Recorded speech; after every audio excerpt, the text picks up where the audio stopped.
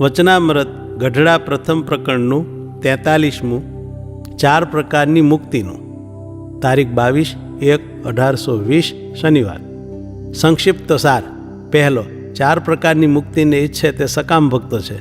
જો કેવળ શ્રીહરિની સેવા જ ઈચ્છે તો તે નિષ્કામ ભક્ત કહેવાય છે. બીજો, આવી નિષ્કામતામાં કાચેબ હોય તો નિષ્કામ એવા એકાંતિક ભક્તોના સમાગમથી ટાળવી. સ્વામિનારાયણ હરે, સ્વામિનારાયણ હરે.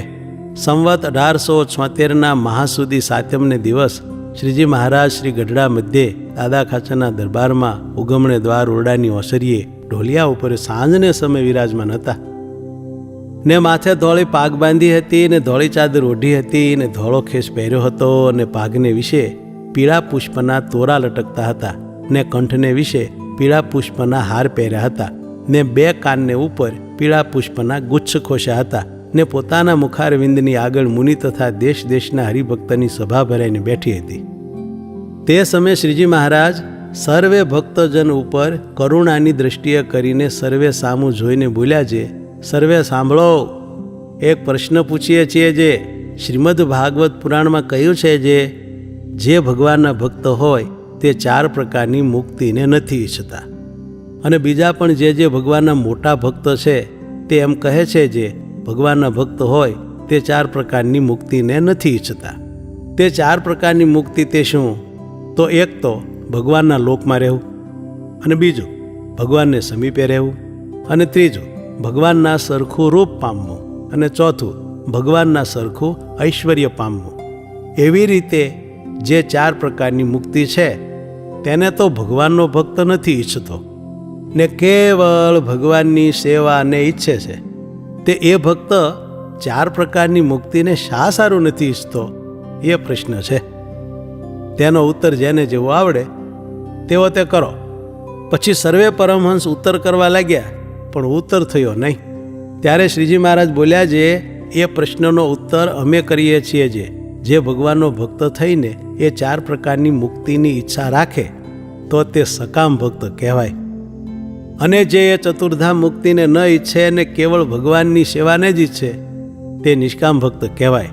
તે શ્રીમદ ભાગવતમાં કહ્યું છે, જે મત્સેવયા પ્રતિતમ ચ સાલોક્યાદિ ચતુષ્ટયમ નેચ્છંતિ સેવયા પૂર્ણા કુતોન્યત કાલ વિપ્લુતમ સાલોક્ય સાર્ષ્ટિ સામીપ્ય સારૂપ્યૈકત્વમપ્યુત દીયમાનમ ન ગૃહ્ણંતિ વિના મત્સેવનમ જનાહ. અર્થ: મારી સેવા કરવાથી પ્રાપ્ત થતી એવી સાલોક્યાદિ 4 પ્રકારની મુક્તિને મારી સેવાથી જ પૂર્ણ એવા નિષ્કામ ભક્તો ઈચ્છતા નથી. તો કાળે કરીને જેનો નાશ છે એવા તુચ્છ સ્થાન, માન કે પદાર્થો ન ઈચ્છે એમાં તો કહેવું જ શું? નિષ્કામ ભક્તો મારી સેવા વિના ભગવાનના લોકમાં રહેવું, ભગવાન સરખું ઐશ્વર્ય પામવું, ભગવાનની સમીપે રહેવું, ભગવાન સરખું રૂપ પામવું તથા ભગવાન જેવા ગુણો સાધર્મને પામવું, એ બધું હું આપું તો પણ ગ્રહણ કરતા નથી.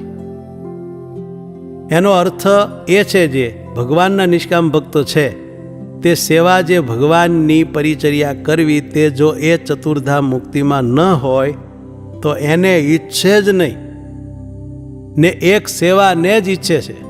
અને એવા જે નિષ્કામ ભક્ત, તેમને ભગવાન પોતાની સેવામાં રાખે છે. અને એ ભક્ત નથી ઈચ્છતા તો પણ બળાત્કારે ભગવાન એને પોતાના ઐશ્વર્ય સુખને પમાડે છે. તે કપિલદેવ ભગવાને કહ્યું છે, જે અથો વિભૂતિમ મમ માયા વિનસ્તામ ઐશ્વર્યમષ્ટાંગમનુ પ્રવૃત્તમ શ્રિયમ ભાગવતીમ વા સ્પૃહયંતિ ભદ્રામ પરસ્ય મે તે સ્નુવતે તુ લોકે.